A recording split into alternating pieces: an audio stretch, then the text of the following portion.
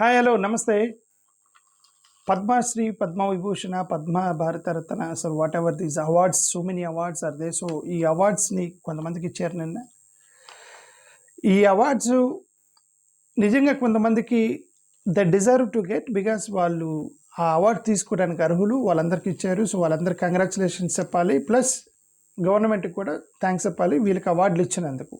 కొంతమందికి రావాల్సిన వాళ్ళు రాలేదు, కొంతమందికి అఫ్కోర్స్ ఈ అవార్డులన్నీ కూడా పొలిటికల్గానే రికమెండ్ చేయబడతాయి, because the state government has to recommend చేసిన ప్రకారం ఇస్తారన్న.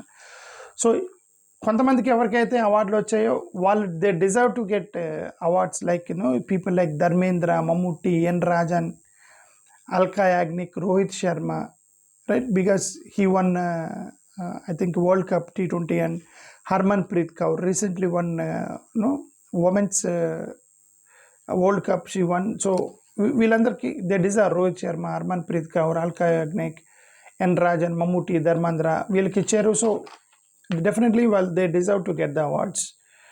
ఇంకా కొంతమంది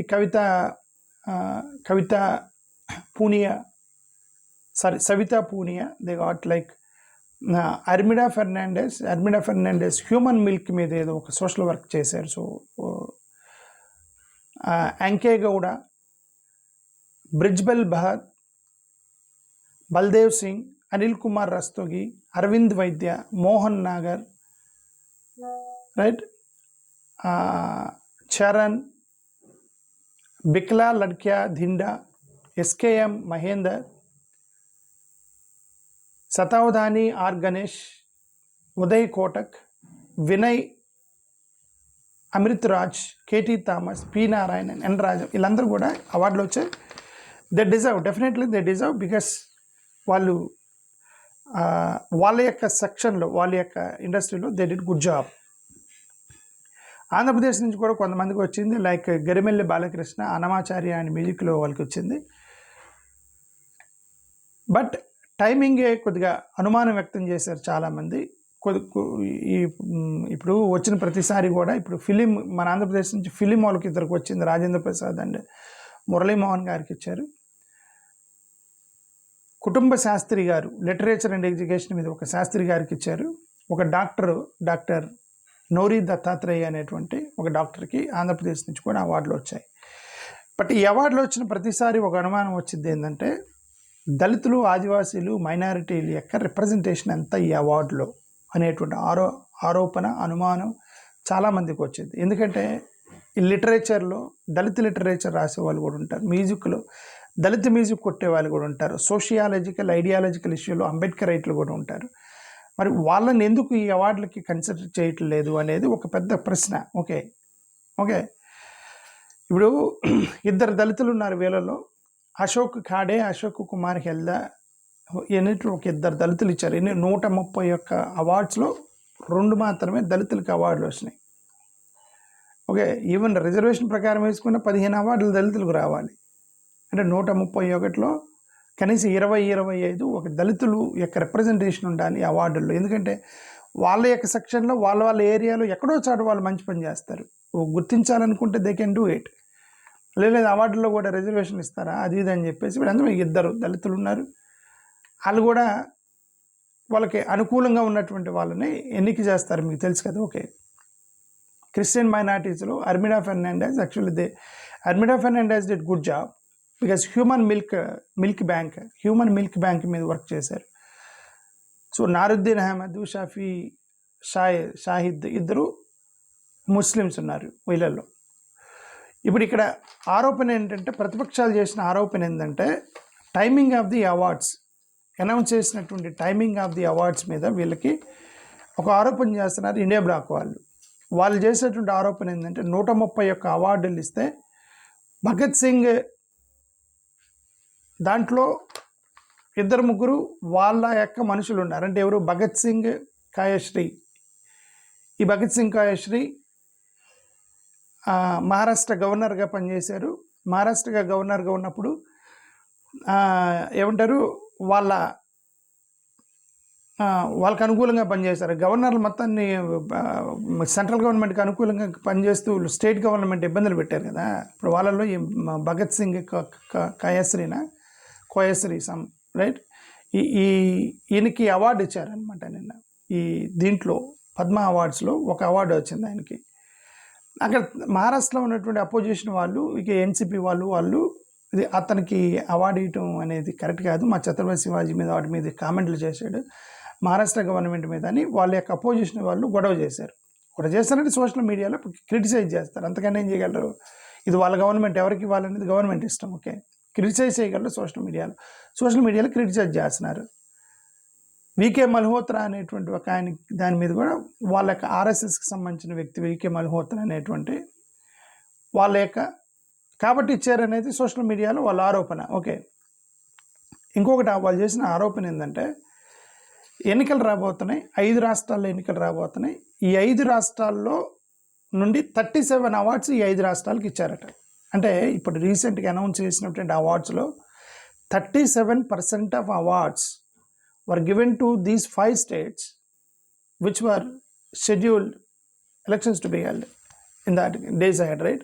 అంటే ఈ వచ్చే ఇంకా రాబోయే రోజుల్లో ఒక 5 రాష్ట్రాల్లో ఏ రాష్ట్రాల్లో అయితే ఎన్నికలు జరుగుతున్నాయో ఆ రాష్ట్రాల్లో ఎక్కువ మందికి సెలెక్ట్ చేసి అవార్డులు ప్రకటించారు ఓటు బ్యాంకు కోసం అనేది ప్రతిపక్షాల యొక్క ఆరోపణ. 5 రాష్ట్రాల్లో 18% జనాభా అనమాట. ఈ 5 రాష్ట్రాల్లో ఎక్కడైతే ఎన్నికలు జరగబోతున్నాయో 18% జనాభా ఉంటే 37% అవార్డులు వచ్చాయి. జనాభా ప్రాతిపదికన చూసినా సరే 18% జనాభా నుంచి 37% మీరు అవార్డ్స్ ఇవ్వటం ఏంటి? ఇది సివిలియన్ అవార్డులు కాదు, పొలిటికల్ అవార్డులు, ఎలక్షన్ పోలరైజేషన్ అవార్డు అని చెప్పి వాళ్ళ అపోజిషన్ వాళ్ళు నిన్న సోషల్ మీడియాలో అక్కడ ర్యాండమ్గా కామెంట్లు చేశారు కొన్ని. అయితే ఇక్కడ కొన్ని ఆరోపణలు కూడా ఉన్నాయి. కొన్ని ఆరోపణలు అంటే కొంతమందికి వీళ్ళకి అవార్డు ఇస్తే బాగుండేది అని అనుకునే వాళ్ళలో నేను కూడా I agree with this people. ఎందుకంటే ఈ నేషనల్ సివిలియన్ అవార్డ్స్ అనేవి ఇప్పుడు పొలిటికల్ అవార్డ్స్గా టర్న్ అయినాయి. జనరల్గా ఈ అవార్డ్స్ ఇవన్నీ కూడా recommended by state governments or political parties, right? Andhra Pradesh government recommended by Andhra Pradesh government అంటే ఇట్ ఈస్ పొలిటికల్ పార్టీ ఎవరికి అనుకూలంగా ఉంటే వాళ్ళు చెప్పినట్టు చేస్తారు. ఓకే, ఆంధ్రప్రదేశ్ అంటే ఇంకా అది కంప్లీట్లీ మోడీ గారి బ్యాచ్. మా పొలిటికల్ పార్టీలన్నీ మోడీ గారి బ్యాచ్, ఆంధ్రప్రదేశ్ పార్టీలన్నీ. సో ఇక మోడీ గారిని హట్ చేసేటువంటి ఏ నిర్ణయం కూడా ఆంధ్రప్రదేశ్ నుంచి మనం ఇప్పుడుగా ఎక్స్పెక్ట్ చేయలేము.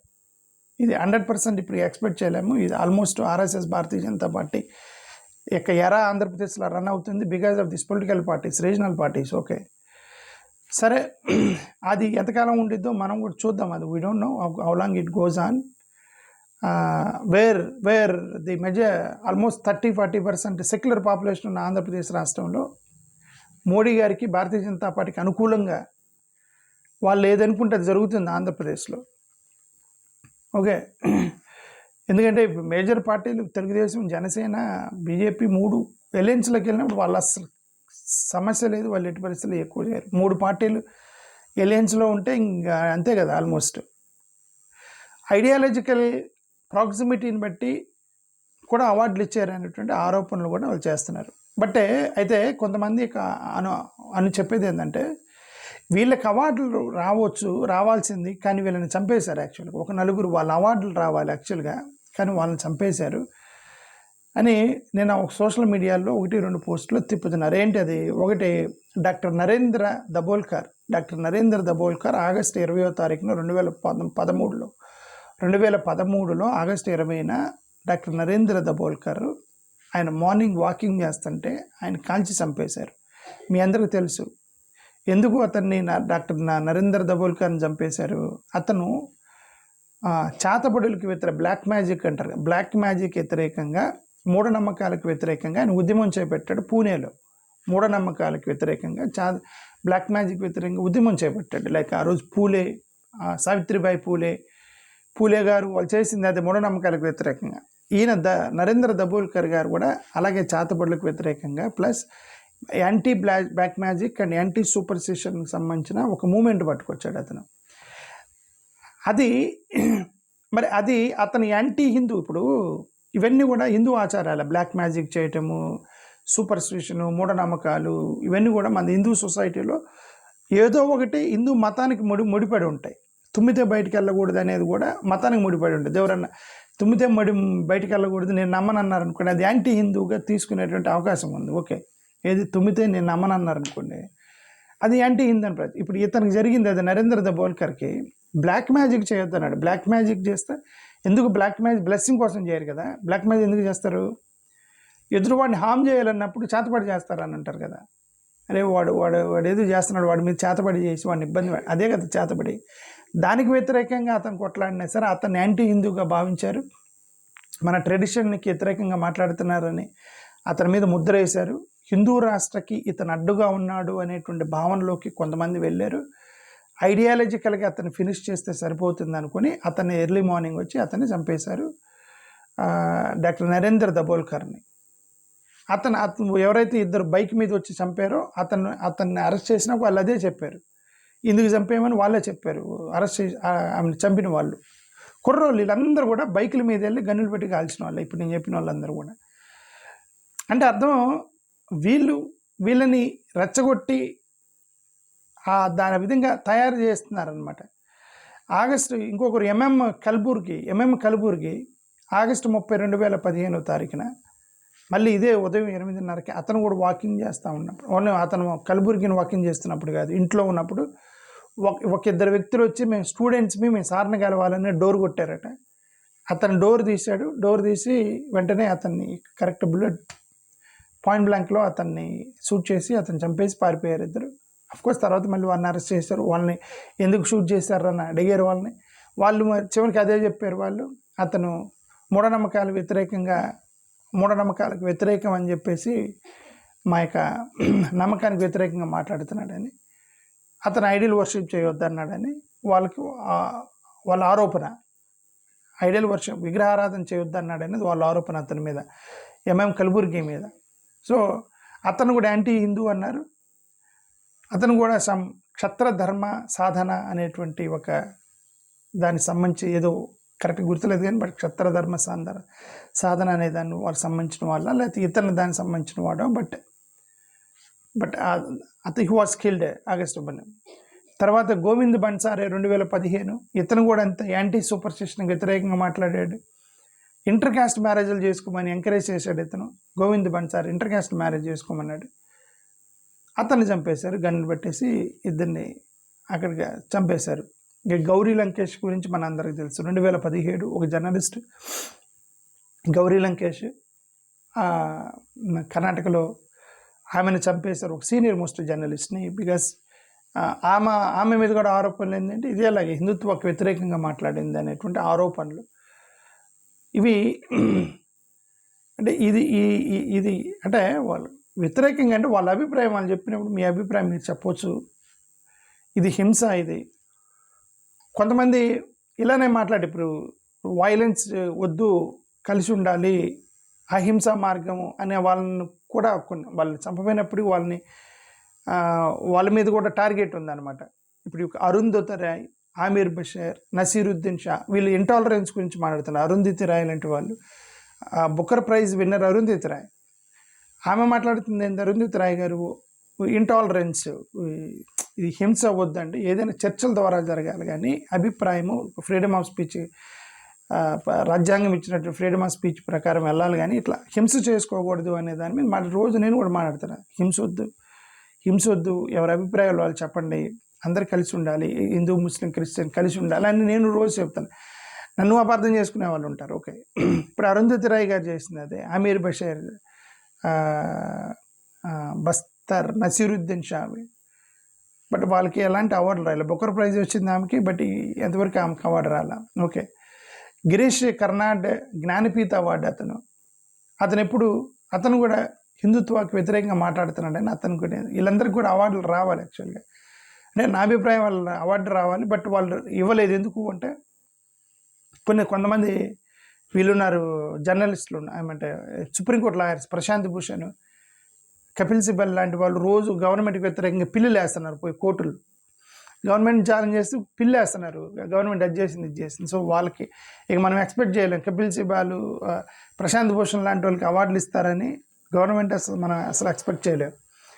ఓకే, కొంతమంది ancient historian Romila Thapar is world renowned historian, ప్రపంచం గుర్తించింది అతను ఒక చరిత్రకారుడిగా.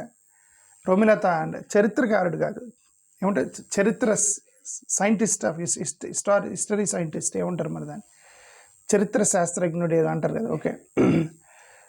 హిస్టోరియన్ మరి దాని తెలుగులో ఏమంటారు అనేది, ఓకే. అతను గుర్తించారు, ప్రపంచం గుర్తించింది. బట్ అతను హిందుత్వ వర్షన్ ఆఫ్ ది హిస్టరీ అనేది తప్పు అన్నాడని ఇంకా అతన్ని పక్కన పడేశారు. హిస్టరీ అనేది ఇప్పుడు హిందుత్వ వర్షన్ హిస్టరీ కూడా ఉంది, సెక్యులర్ హిస్టరీ ఉంది. ఇప్పుడు మనందరం మాట్లాడేది ఏంటంటే ఇది మనందరం మాట్లాడేది ఏంటంటే ఇప్పుడు Indo European migration, Indus valley civilisation, Harappa నాగరికత, వీటన్ని గురించి మనం మాట్లాడతాం. అది హిందుత్వ వర్షన్ అవన్నీ యాక్సెప్ట్ చేయరు వాళ్ళు, అవన్నీ తప్పు అని చెప్పి డిఫరెంట్ హిస్టరీ ఉందన్నమాట. ఆ వర్షన్ని అతను రిజెక్ట్ చేశాడని ఇప్పుడు అతను పక్కన పెట్టారు రోమిలా థాపర్ని. రామచంద్ర గుహ మోడీ గవర్నమెంట్కి వ్యతిరేకంగా, నేషనలిజానికి వ్యతిరేకంగా రోజు మాట్లాడుతున్నాడని అతనికి ఎలాంటి అవార్డు రాల.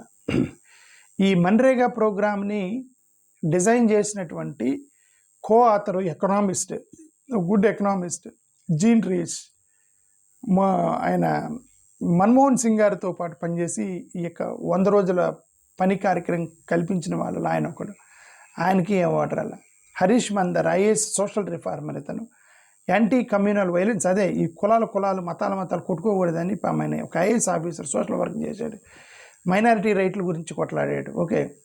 ఓపెన్గా క్యాగ్, ఎన్ఆర్సీ ఇట్లాంటి బిల్స్ మొత్తాన్ని అతను క్రిటిసైజ్ చేశాడు, ఇవన్నీ కరెక్ట్ కాదని. సిటిజన్షిప్ అమెండ్మెంట్ యాక్ట్ అనేది అది కంప్లీట్లీ ఇది వైలేషన్ ఆఫ్ ఆర్టికల్ 14, ఎందుకంటే ఆర్టికల్ 14 కుల మత వర్ణ విచక్షణ లేకుండా అందరూ సమానమే అని ఆర్టికల్ 14 చెప్పింది, ఓకే. బట్ అది ముస్లిమ్స్ని ఎగ్జామ్ చేశారు కదా, సో అది ఇట్లాంటివన్నీ మాట్లాడారు హరీష్ కుమార్ ఐఏఎస్ ఆఫీసర్, ఇట్లాంటి వాళ్ళకి ఎలాంటి అవార్డులు రావు, ఓకే. తీస్తా సెతల్వాద్ 2002లో వైలెన్స్ మీద ఒక డాక్యుమెంటరీ చేశారు. స్టాన్ స్వామి గారు ట్రైబల్ రైట్స్ కోసం కొట్లాడుతూ ఆయన నక్సలైట్లతో సంబంధం ఉందని చెప్పేసి ఏది ట్రైబల్ రైట్స్ కోసం కొట్లాడుతున్న వ్యక్తిని జైల్లో పెడితే అతను కస్టడీలోనే చనిపోయారు, స్టాన్ స్వామి గారు. ప్రొఫెసర్ సాయిబాబా గారు మనకు తెలుసు, ప్రొఫెసర్ సాయిబాబా గారు కూడా ఆయన కూడా 10 సంవత్సరాలు కస్టడీలో పెట్టారు. 80% ఫిజికల్లీ హ్యాండిక్యాప్డ్ పర్సన్ని 10 సంవత్సరాలు జైల్లో ఉంచారు. అతను ఒక ప్రొఫెసర్ని, ఒక ఢిల్లీ యూనివర్సిటీ ప్రొఫెసర్ని, ఓకే. అతను కూడా నక్సలైట్లతో సంబంధం ఉందనేటువంటి ఆరోపణ అతను ఎదుర్కొన్నాడు. ఇప్పుడు యూట్యూబర్గా మారిన రవీష్ కుమార్, అతను మెగాసిస్ అవార్డు విన్నర్. ఇతను రవీష్ కుమార్ ఏదో యూట్యూబ్ పెడుతున్నాడు కదా, యూట్యూబర్ అనుకోకూడదు, is actually మెగాసిస్ award winning journalist Ravish Kumar. అతను రోజు యాంటీ గవర్నమెంట్కి వ్యతిరేకంగా లేక మీడియా బయస్కి వ్యతిరేకంగా మాట్లాడుతున్నాడని మరి పి సాయినాథ్ గారు, ఫౌండర్ ఆఫ్ పీపుల్ ఆఫ్ ఏమంటారు ఎనార్కీ ఆఫ్ రూరల్కి సంబంధించి ఏదో రూరల్ ఇండియాకి సంబంధించి ఏదో programme, P Sainath garu he also did good job. Like N Ram, former Hindu editor. So వీళ్ళందరూ కూడా గవర్నమెంట్కి వ్యతిరేకంగా మాట్లాడారు కాబట్టి వీళ్ళకి అవార్డులు వస్తాయని మనం అయితే వీళ్ళందరూ అవార్డు రావాల్సినటువంటి వ్యక్తులు వీళ్ళంతా, అది సంగతి, ఓకే. సరే, ఏదైనా సరే కొంత డిజర్వ్డ్ పీపుల్ ఎవరైతే గెట్టారో we congratulate them and we thank the government for giving awards. But political reasons background పెట్టుకుని ఐడియాలజికల్గా వ్యతిరేకిస్తున్నారని, విమర్శిస్తున్నారని డిజర్వ్డ్ క్యాండిడేట్కి ఇవ్వలేదు. మోరోవర్ అట్లీస్ట్ చంపబడ్డటువంటి వాళ్ళు సోషల్ రిఫార్మర్లు వాళ్ళు, ఓకే, ఎవరైతే చంపబడ్డారో ఒక నలుగురికి చంపేశారు దబోల్కర్, ఎవరైతే నరేంద్ర దబోల్కర్, బికాజ్ అనవసరంగా చంపేశారు అతను, డాక్టర్ నరేంద్ర దబోల్కర్. అతను చేతబడులు చేయొద్దన్నందుకు చంపేశారు, ఓకే. ఎంఎం కల్బుర్గి, ఇతను కూడా అంతే, సూపర్ స్టిషన్ మూఢనమ్మకాలు వద్దన్నందుకు చంపేశారు. గోవింద్ బన్సారే, అతను కూడా మూఢనమ్మకాలు వద్దన్నందుకు చంపేశారు. గౌరీ లంకేష్ ఒక జర్నలిస్ట్ మాట్లాడుతుందని చంపేశారు, ఓకే. ఇది విషయం. థ్యాంక్ యూ, నమస్కారం.